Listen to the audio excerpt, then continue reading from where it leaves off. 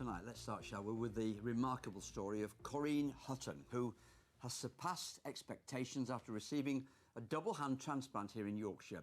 Corinne, who had both hands and feet amputated after an illness, met doctors today to check on her progress almost 7 months after the life-changing procedure. Corinne says she's enjoying everyday things like tying her shoelaces or ruffling her son's hair. Well, she joined me in the studio earlier, but first our health correspondent Jamie Coulson has this report.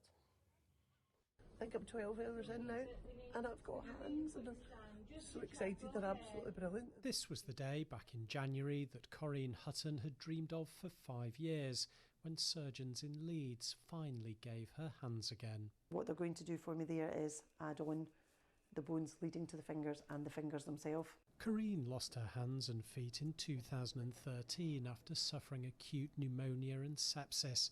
But instead of allowing it to destroy her life, she used it to help others through charity work, which has included some extraordinary challenges, like climbing Mount Kilimanjaro. We have a zip that I need to tighten up. A bionic hand helped Corinne with some basic tasks, but her greatest wish was to regain her feeling and touch. How's the pain? Okay, yeah. In January, the pioneering hand transplant team in Leeds made that dream a reality. I want to hold my son's hand. That's the main thing. He always holds mine, so I'm going to hold his hand. Yeah, don't worry. Corinne sees her hands as an amazing gift, but also a tremendous responsibility to use them for great things. Jamie Coulson, BBC Look North. Well, I caught up with Corinne this afternoon to find out how she's getting on. Hands are fantastic, thank you very much. They're doing really well, they've never let me down, no rejections. They look amazing, they look like they belong, but my body's a bit messed up with the medications and things I'm taking. But I think we've turned a corner, I'm feeling a bit like myself now. And you've been back in Leeds today to see the doctors. Yeah. What have they said? They were thrilled today, they were thrilled with the results and really pleased at what my hands were able to do, much more than they thought I would be at this stage. Right. Which is great news for me because I just feel like it's not happening quickly enough. So what can you do? You know, what can you do that you weren't able to do before? Things that thrill me. Definitely these hands have bypassed my stumps now, so I used to be able to do so much with my stumps.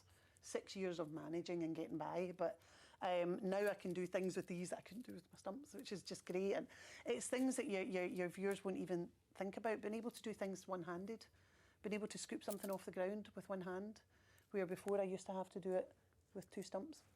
Was there anything that day to day you just really missed, apart from the obvious stuff? Was there any little bits and pieces that you really miss? Well, yeah, I'd spend my life in the dentist because I would break my teeth all the time, using my teeth to tie a knot in my shoes, bizarrely, or pull a zip up, or tighten a bottle lid, or untighten a bottle lid. So you're doing a lot of things with other parts of your body you shouldn't be doing. So it's really nice now. I bully myself. Bizarrely, you get into a habit. So my habit is still to pick up a bottle and put it in my mouth. And I've got to stop myself. I've got to say, no, do it properly. Do it the hard way, which is at the moment is to do it with my hands and try and force my hands to do it. So cognitively, you know, memory-wise, you need to get rid of all those bad habits. Obviously, the hands that you've got now once belonged to somebody else. The family of the donor have been in touch with you, haven't they? We talked to an intermediary at the moment. Really, they've just been in touch to say they were getting the message of how grateful I was. Because they saw you on television, didn't they? Yeah. And they got the message and hopefully picked up on the fact that I was so grateful.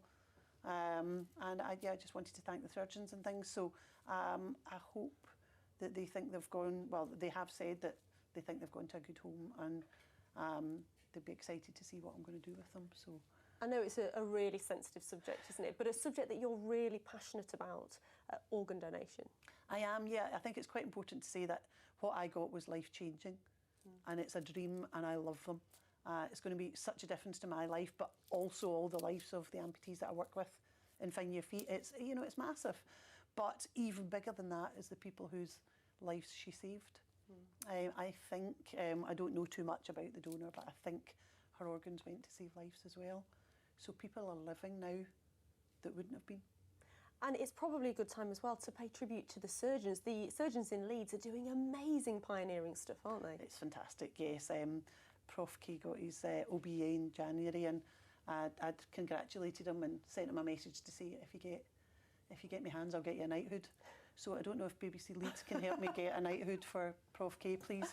But he's going to hold me to it, so I need to come up with something from somewhere. Okay, we'll work on that for you. I had hands a week later, so he was obviously very keen. There's just one thing I want to do, and that's shake your hand, Oh, if I can. thank you, Keely. Thank you Lovely very to much. see you. Thank Lovely you for to see having me. you. It's a good grip. It is a good grip. They're very strong. I'm delighted with them. Thanks for having me. Thank you.